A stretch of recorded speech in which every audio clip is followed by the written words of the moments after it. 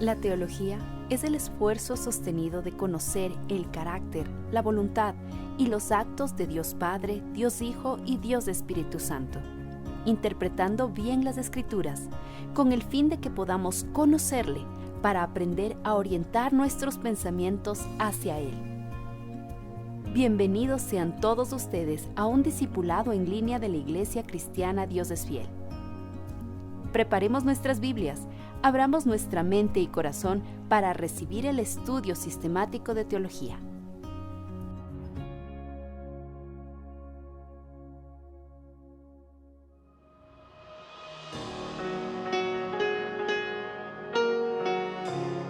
Le invito a que levante sus manos al Señor.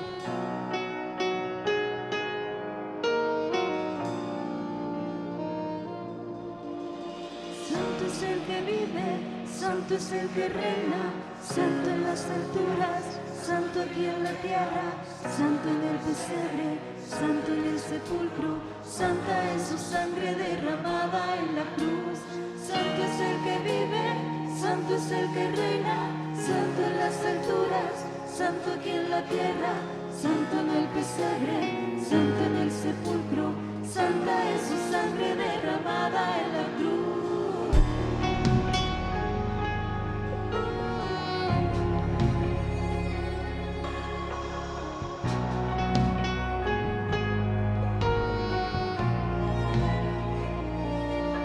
Murió su sangre por el madero, a él no lo mataron, se entregó primero.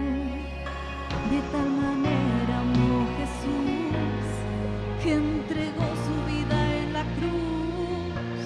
No dijo nada, no abrió su boca. Le hieren, le golpean, pero Él perdona. De tal manera amó Jesús, que entregó su vida en la cruz. Santo es el que vive, santo es el que reina, santo en las alturas, santo aquí en la tierra, santo en el pesebre, santo en el sepulcro, santa es su sangre derramada en la cruz. Santo es el que vive, santo es el que reina, santo en las alturas, santo aquí en la tierra, santo en el pesebre, santo en el sepulcro, santa es su sangre derramada en la cruz.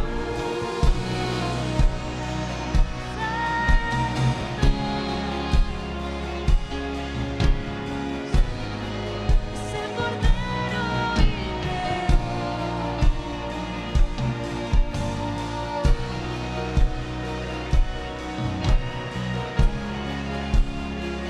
Todos lo verán como rey en las nubes volverá.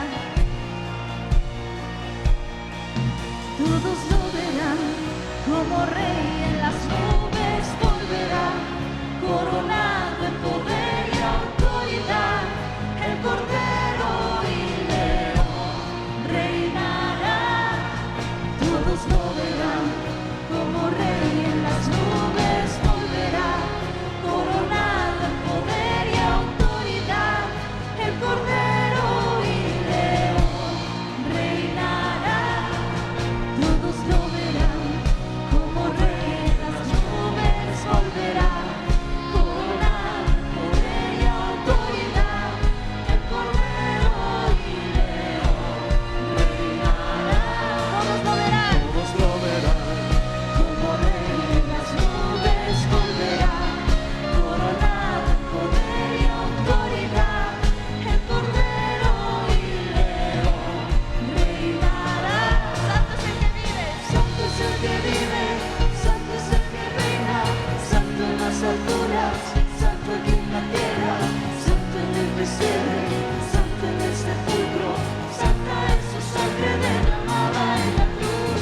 Santo es el que vive, santo es el que reina, santo en las alturas, santo aquí en la tierra, santo en el pesebre, santo en el sepulcro, santa es su sangre derramada en la cruz. Todos lo verán como rey en las nubes volverá, coronado en poder y autoridad,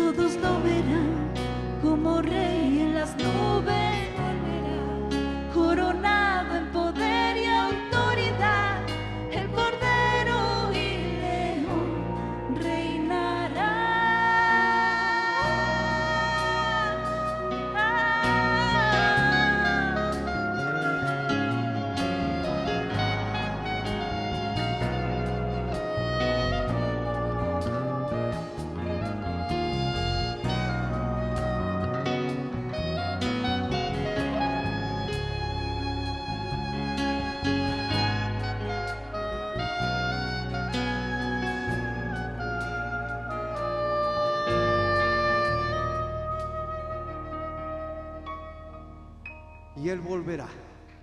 Amén.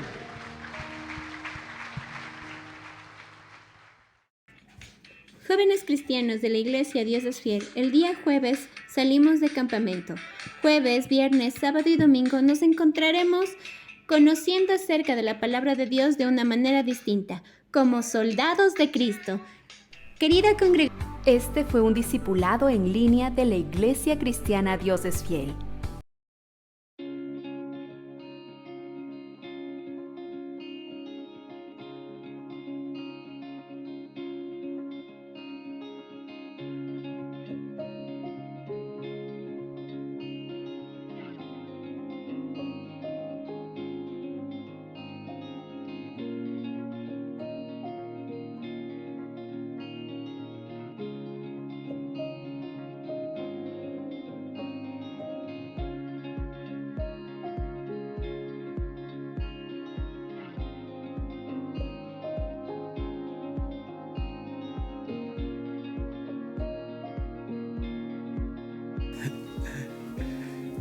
Muy buenas noches, queridos hermanos, iglesia amada. Dios los bendiga de todo corazón. Igual a todos los hermanos que se conectan a través de las redes sociales. Es una buena oportunidad para compartir la palabra. Somos tan bendecidos. Quiero, antes de iniciar con el tema de hoy, primero dar gracias a Dios porque Él ha sido bueno y me tiene hoy ya aquí listo para seguir con la labor. Le doy gloria a Dios y agradezco sus oraciones de manera muy agradecido. Estoy muy agradecido, la verdad, por las oraciones, las palabras de ánimo que me han puesto. Son cosas que pasan a veces de repente. No le voy a dar los detalles de qué pasó, pero la semana anterior de manera urgente ahí tuvieron que hospitalizarme. Era una cuestión de operación, eso era lo primero, pero gracias al Señor no se dio, la operación no se dio. Van a evaluarme en unos días más y ahí van a ver qué es lo que deciden. Pero aquí estamos ya bendecidos, tranquilos, sin dolor, cuidándonos, pero bendecidos y con la misión de compartir la palabra del Señor. Amén, mis hermanos.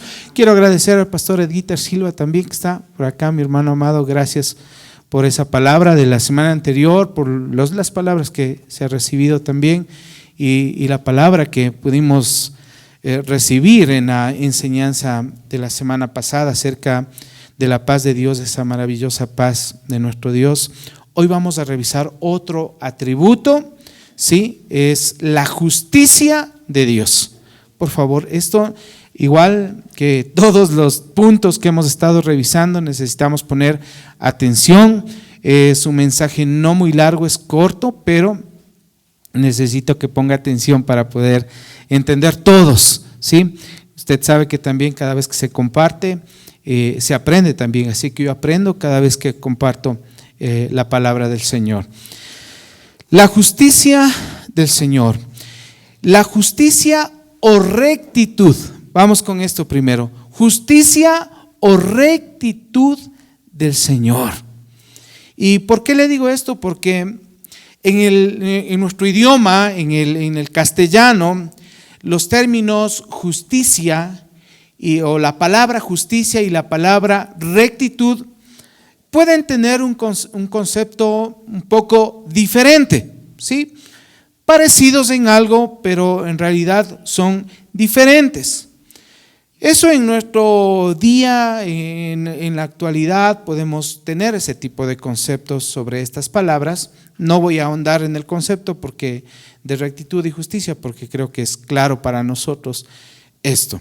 Ahora, lo que sí quiero topar es que en la palabra de Dios, en el Antiguo Testamento, en el Nuevo Testamento, o sea, le quiero decir que en el hebreo, Antiguo Testamento, y en el griego, las palabras que se usan o que se usaron y se usan hasta ahora en la Biblia, denotan justicia y rectitud.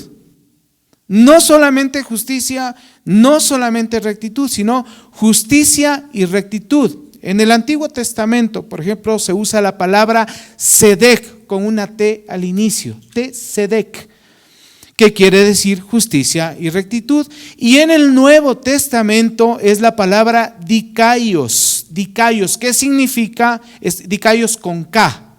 Esta palabra significa justicia, significa rectitud. Por lo tanto, estas dos palabras, estos dos términos se consideran juntos al hablar de la justicia de Dios. Cuando hablamos de justicia de Dios, estamos hablando también de rectitud.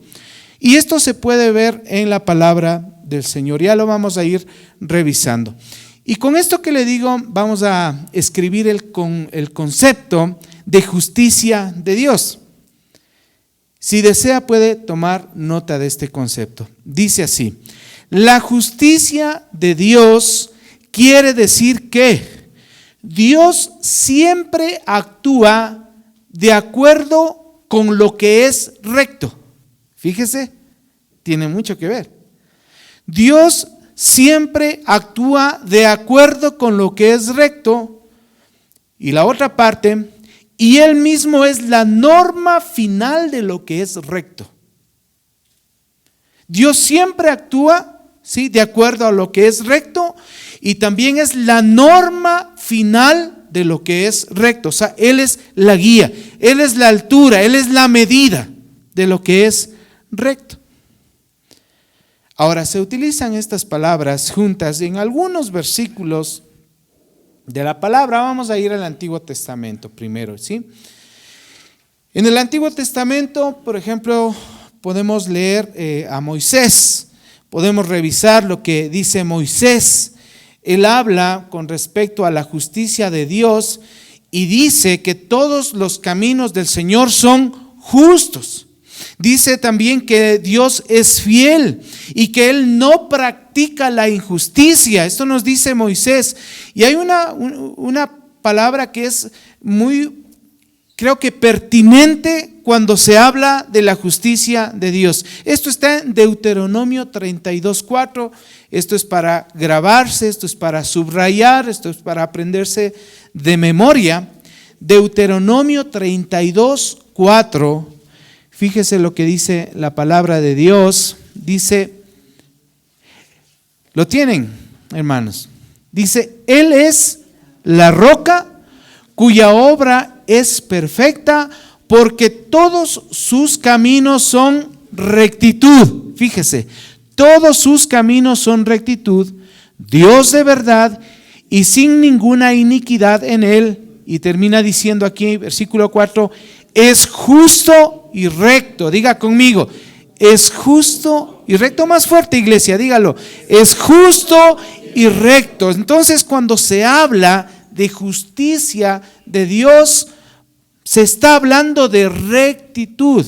Recuerde el concepto, ¿no? El concepto inicial que le di, que dice que Dios siempre actúa de acuerdo con lo que es recto. Él es justo, Él es recto. Ahora, de estos ejemplos en la vida de Moisés podemos encontrar muchos, pero eso le queda de tarea. Siga usted leyendo en el Pentateuco, puede encontrar bastante de esto.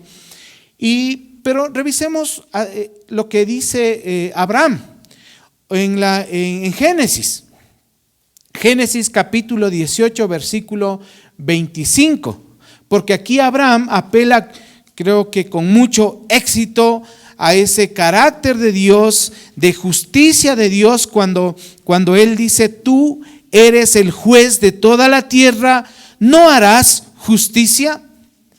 Abraham le dice que es juez.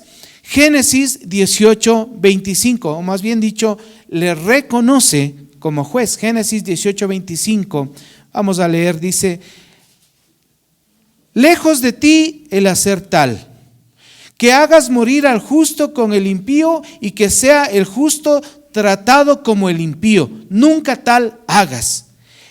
El juez de toda la tierra no ha de hacer lo que es justo, no ha de hacer lo que es justo. En otras palabras, cuando se hace este tipo de preguntas es, ¿qué es lo que está afirmando? Que Él es justo, que el Señor es justo. En el Antiguo Testamento podemos revisar en los Salmos también acerca de que el Señor es justo y de que el Señor es recto. Y que esa justicia, que a veces no la logramos entender porque así somos, pues somos humanos, finitos, entonces no la logramos entender, pero que al final esa justicia puede traer hasta alegría a nuestro corazón. Salmo 19:8, hermanos. Salmo 19:8 dice: los mandamientos de Jehová son rectos, que alegran el corazón. El precepto de Jehová es puro, que alumbra los ojos. Entonces, hermanos, iglesia amada, Dios es justo y recto. Recuerde esto. Ahora, no solamente Moisés, no solo Abraham, no solo en los cánticos del pueblo de Israel, como son los salmos, sino que el mismo Dios dice de sí mismo. Esto es hermoso en Isaías 45. Vamos a este libro del profeta Isaías, Isaías 45, versículo 19. Cuando el mismo Señor dice que lo que Él dice es justo y lo que Él declara es recto. Él lo dice de sí mismo. Isaías 45, 19 dice: no hablé en secreto, en un lugar oscuro de la tierra. No dije a la descendencia de Jacob: en vano me buscáis. Yo soy Jehová. Luego de ese punto, fíjese, está: yo soy Jehová, que hablo justicia, que anuncio rectitud. No solamente las personas, no solamente los siervos de Dios, no solamente el pueblo de Dios, sino que Él mismo dice de sí que es justo y que es recto. Ahora, creo que es necesario entender, cuando se habla de la justicia de Dios, que, o más bien dicho, creo que cuando se habla de justicia de una manera general, quiere decir que debe haber una paga por un pecado cometido o por una falta cometida. En el caso bíblico, Dios es justo y castiga el pecado. Entonces, debido a esa justicia de Dios, es necesario que las personas se las trate conforme a lo que se merecen. Eso es lo que vemos especialmente en el Antiguo Testamento. Es necesario que Dios castigue el pecado. Porque el pecado no merece recompensa. El pecado es malo, el pecado merece castigo. ¿Qué es lo que nos dice la palabra? Que la paga del pecado es muerte. Hay un precio que tiene que ser pagado cuando hay pecado. Ahora, cuando Dios aparentemente no castigue el pecado, nos parecería que nos está dando una información de que es injusto. Podríamos decir. Creo que vale la pena pensar en esto. O sea, hemos fallado, hemos pecado, nos hemos equivocado, pero resulta que nosotros merecemos ¿qué? Un castigo. Pero no hemos sido castigados. Entonces, ¿Dios es injusto? No. Porque Dios es justo, pero también es el que justifica. Vea eso. Dios es justo, pero también es aquel que justifica. Por eso es que Pablo nos dice que el Señor Jesucristo fue enviado como sacrificio para llevar ese castigo por el pecado. Por eso es que nosotros, no es que no fue pagado el precio fue pagado en la cruz. Nosotros hemos sido perdonados, pero no porque Dios es injusto, sino porque el Señor Jesucristo pagó en la cruz ese pecado, ese precio. Él hizo justicia. Así es. Cuando hablamos, recuerdo hace algunas semanas atrás, acerca de la paciencia de Dios, se hablaba que Dios, en el Nuevo Testamento especialmente, que Dios ha pasado por alto los pecados de muchos, pero en el tiempo presente ha ofrecido al Señor Jesucristo para que sea manifestada su justicia. Ahora, de este modo entonces, de esta forma, es entonces que nosotros podemos entender de que Dios es justo, pero también es aquel que justifica. Dios es, porque nosotros nos merecemos un castigo. ¿Cómo no darle gracias a nuestro Dios? Y usted sabe, a nuestro Señor Jesucristo, nuestro Dios, porque Él pagó el precio por nosotros. No lo merecíamos, porque Dios es justo. No lo merecíamos, pero el Señor Jesucristo tomó nuestro lugar ahí en la cruz. Vamos, hermanos, iglesia, a la carta a los romanos. Estas palabras de Pablo a los romanos, capítulo 3, versículos 25 y 26. Romanos 3, 25 y 26.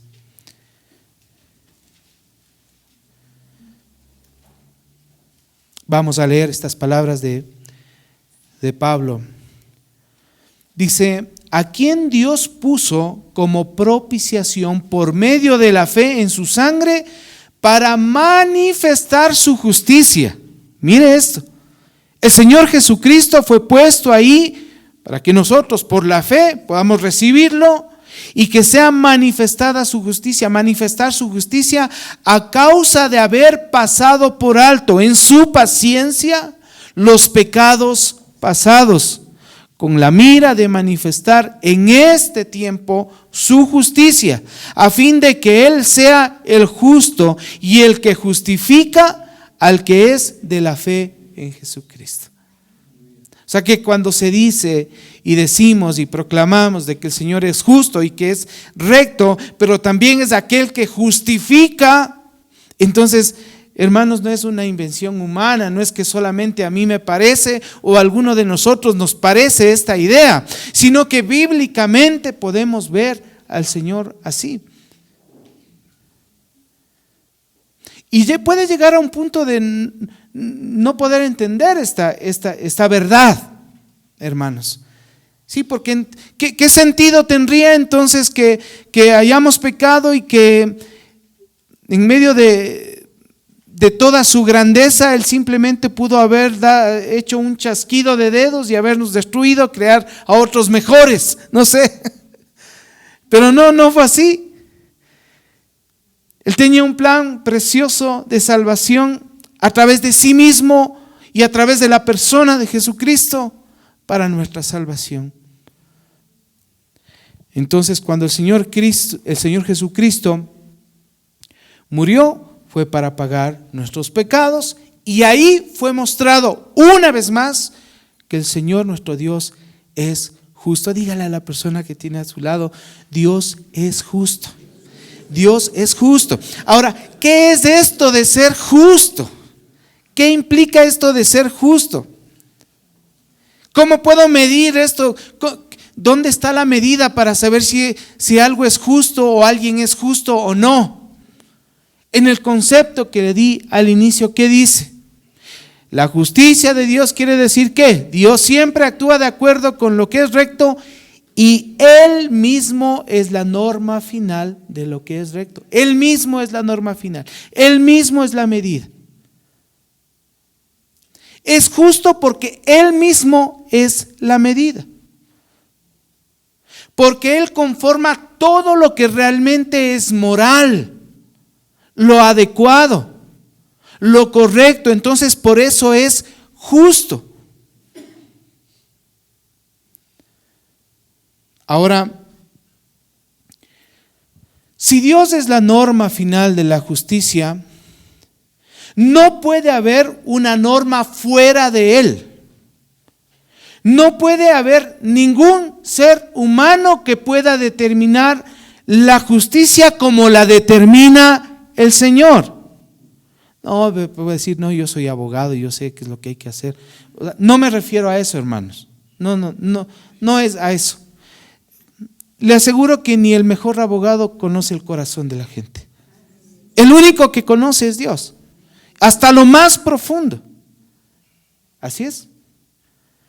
Y entre humanos nos podemos engañar en muchas cosas. Y podemos decir muchas cosas. Pero a Dios es imposible. Entonces, en Él está la medida adecuada de justicia, la norma más alta. ¿Se acuerdan que leíamos o estudiábamos acerca de la verdad de Dios?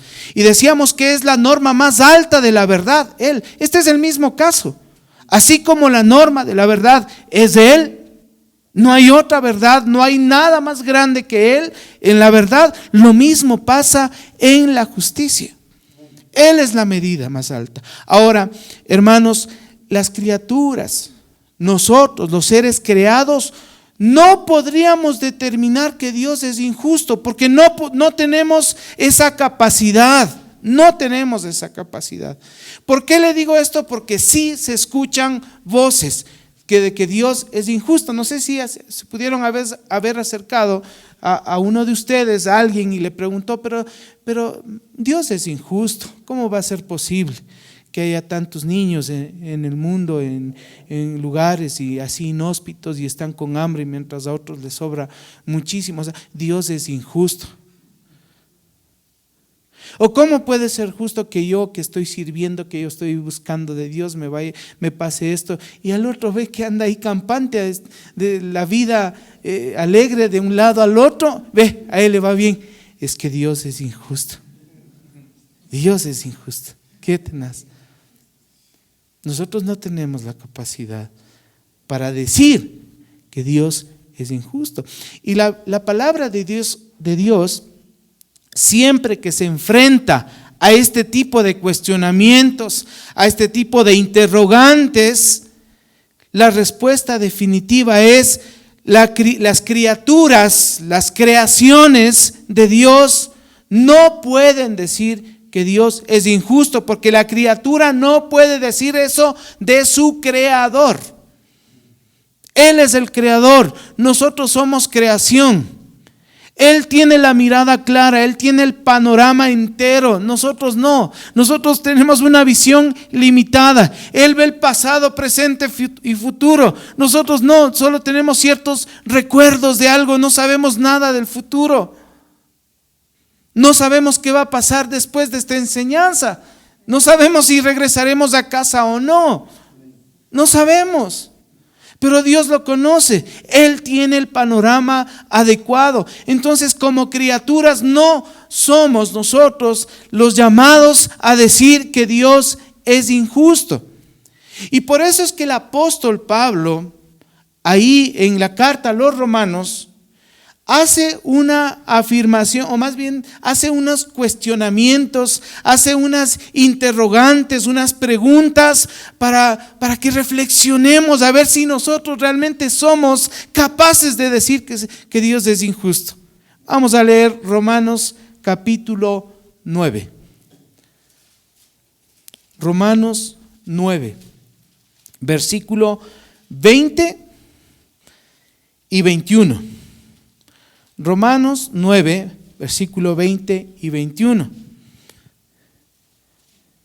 Fíjese lo que dice. Mas antes, oh hombre, ¿quién eres tú para que alterques con Dios? ¿Quién eres tú? Luego dice, dirá el vaso de barro al que lo formó, ¿por qué me has hecho así? ¿O no tiene potestad el alfarero sobre el barro para hacer de la misma masa un vaso para honra y otro para deshonra? Mire lo que está diciendo aquí el apóstol Pablo. ¿Quién eres tú para decir qué es lo bueno o qué es lo malo? ¿Quién eres tú para decir que Dios está haciendo algo malo contigo o que es injusto contigo? ¿Quién eres tú? ¿Acaso el alfarero, que es el Señor, el creador, fíjese el creador, no tiene potestad sobre nosotros y hacer todo lo que Él crea conveniente con su creación. Si usted se pone en ese caso de ser un artista y está haciendo una pintura y usted está creando esa obra de arte y por ahí alguien viene de por atrás y le dice, no, pero esa oreja está muy chiquita, digamos que es un retrato, es que esa oreja está muy pequeña, hazle un poquito más grande. Bueno, usted le corrige por ahí un poquito. No, es que los labios no son más finitos, no son tan carnosos, no. Y por último, ¿qué le va a decir? Por último, a ver, ¿quién es el pintor? ¿Tú o yo? Claro, ¿quién está haciendo la obra?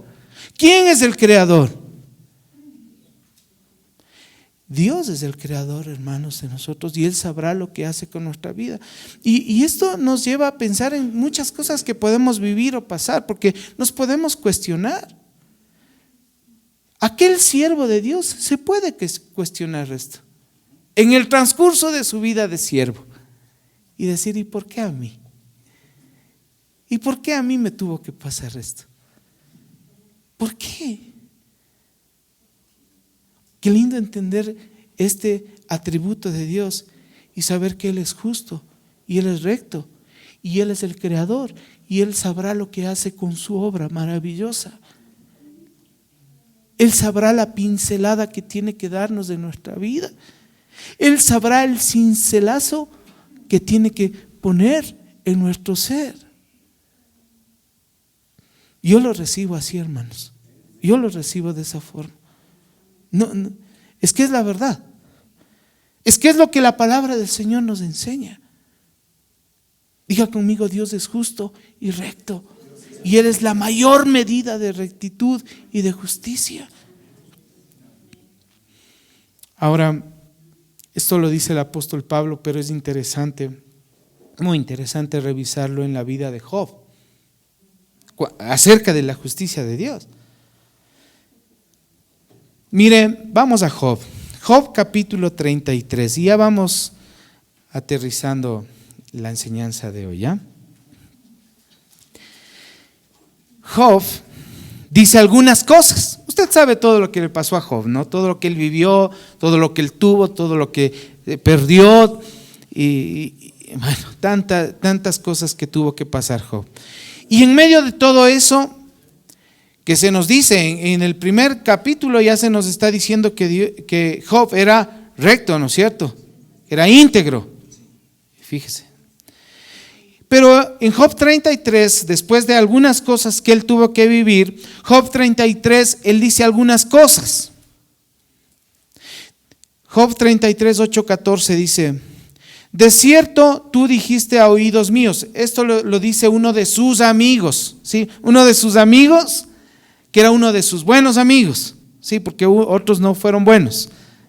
Más bien le animaban a que diga cosas que no son adecuadas. Pero este hombre, perdón.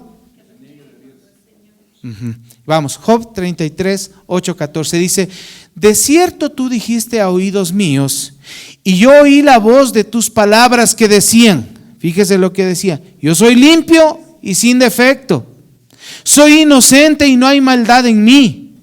He aquí que él buscó reproches contra mí y me tiene por su enemigo. Puso mis pies en el cepo y vigiló todas mis sendas. He aquí, en esto no has hablado justamente, le dice, no. Yo te responderé que mayor es Dios que el hombre. ¿Por qué contiendes contra él? Porque él no da cuenta de ninguna de sus razones. Sin embargo, en una o en dos maneras habla Dios, pero el hombre no entiende. Yo soy recto, yo soy limpio. ¿Por qué me tuvo que suceder? Mire, en respuesta a estas cosas que dice Job, Dios responde. Y en Job 40, por favor vaya a Job 40 y vamos a revisar algunos versículos de ahí.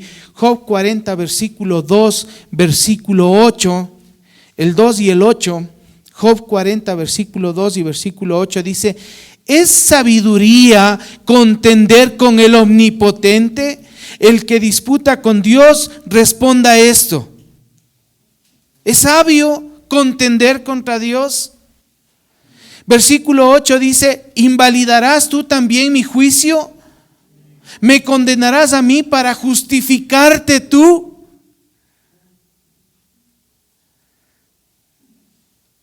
Y aquí podemos ver que Dios no está respondiendo con palabras de explicación. Le daré una explicación a Job. No, Él da palabras en las que muestra su majestad y su poder sin ningún cuestionamiento. Vea.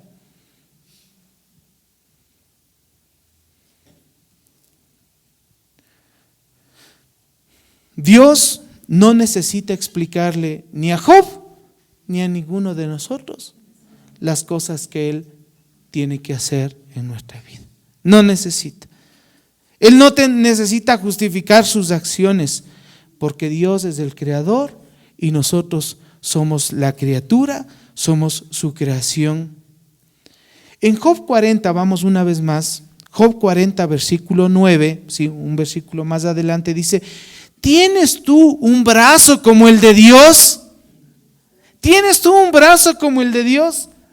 A ver, ¿quieres contender contra Dios? ¿Tienes tú un brazo como el de Dios? ¿Y truenas con voz como la suya? Bueno, estas preguntas hagámonos nosotros. O sea, ¿tienes tú un brazo como el de Dios? Tu voz así truena con autoridad como el Señor, como la voz de Dios.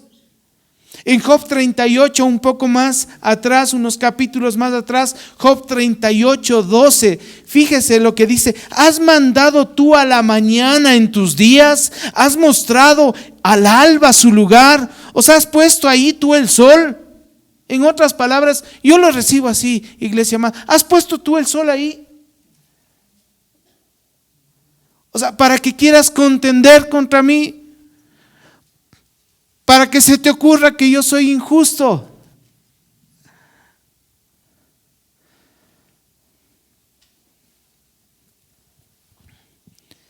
Ahí en el mismo capítulo 38, fíjese, Job 38, versículo 34 y 35. ¿Cómo nos muestra ahí el Señor nuestras limitaciones? Y dice el 34, dice: ¿alzarás tú a las nubes tu voz para que te cubra muchedumbre de aguas? ¿Enviarás tú los relámpagos para que ellos vayan? Y te dirán ellos: henos aquí. No. Más adelante, capítulo 39, versículo 19 dice: ¿diste tú al caballo la fuerza? ¿Vestiste tú su cuello de crines ondulantes? ¿Tú lo hiciste así? No, tú eres limitado, eso nos está diciendo. Tú eres la creación, yo soy el creador. Yo soy justo, yo soy recto, eso está diciendo el Señor.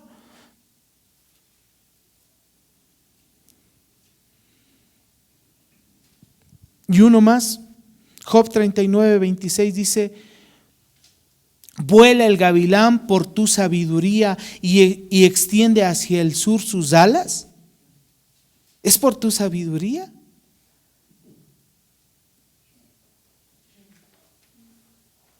Es que esto concuerda totalmente con lo que dice Pablo. ¿Quién eres tú?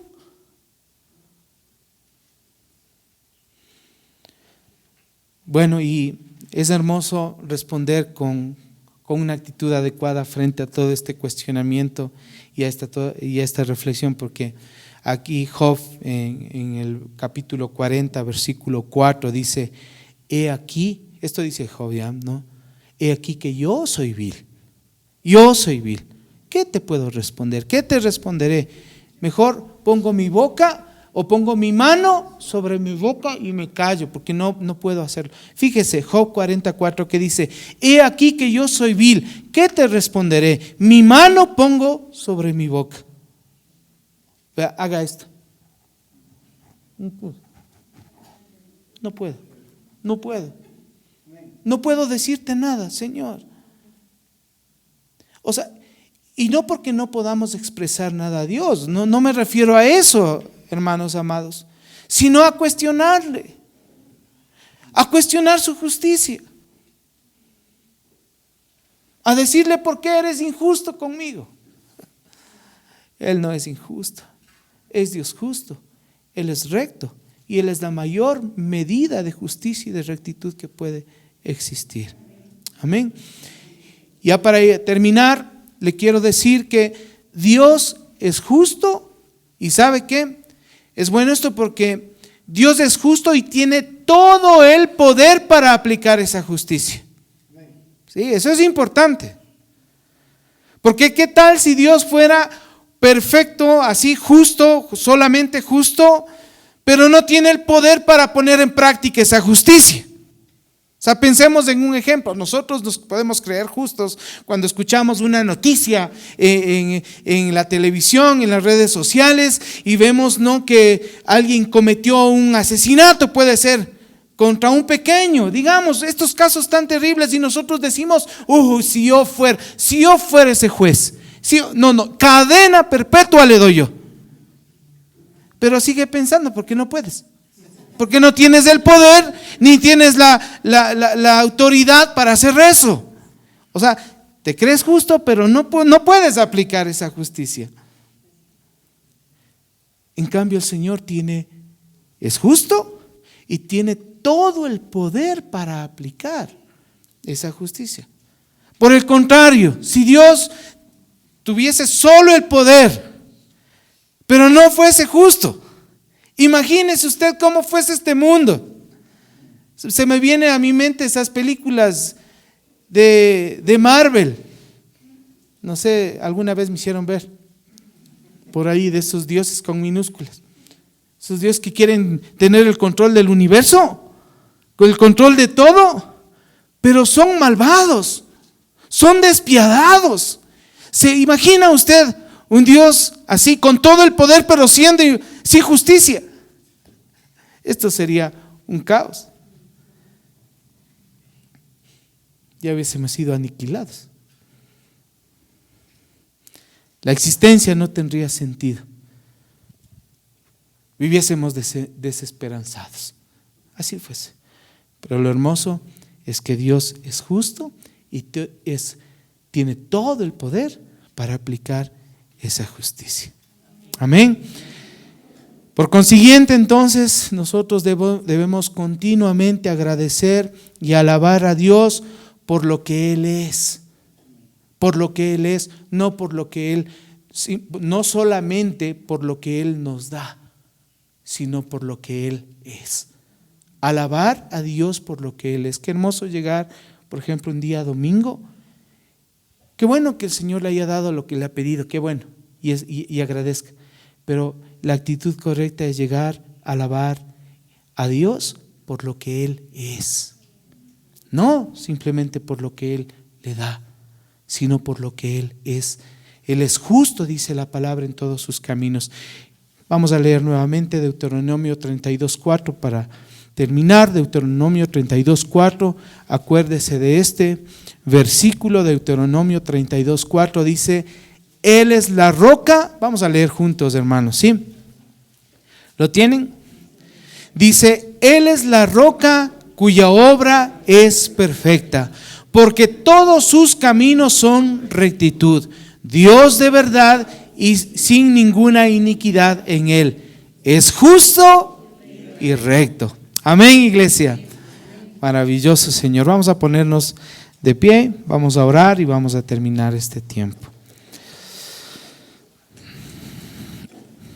Amado Padre, te agradecemos con todo nuestro corazón porque nos permites conocerte un poco más, Señor, y ser conscientes de tu grandeza y de lo maravilloso que eres, Señor, También nos haces conscientes de nuestras limitaciones, mi Señor. Tú eres nuestro creador, dígale así, tú eres mi creador, tú eres el alfarero, tú eres mi dueño, tú eres mi Señor. Y yo soy tu creación, mi Señor. Tú harás lo adecuado, lo perfecto, lo conveniente. Y aunque a veces nos duela un poco, mi Señor, aunque a veces nos arranque unas lágrimas, mi Señor, sabemos que tú tienes el control de nuestra vida, mi Señor, y que tú haces cada día una obra maravillosa en nosotros. Gracias, mi Señor, por este tiempo de enseñanza de tu palabra. Clamo por bendición siempre para tus hijos, para tu pueblo, en el nombre precioso de Cristo Jesús. Amén y amén. Que Dios los bendiga, hermanos, ¿no? Este fue un discipulado en línea de la Iglesia Cristiana Dios es Fiel. Esperamos que este tiempo haya sido de edificación para su vida. Gracias por habernos acompañado y por compartir este mensaje con otros. Si necesita ayuda o más información, no dude en contactarnos. Será para nosotros un privilegio servirlos. Dios los bendiga.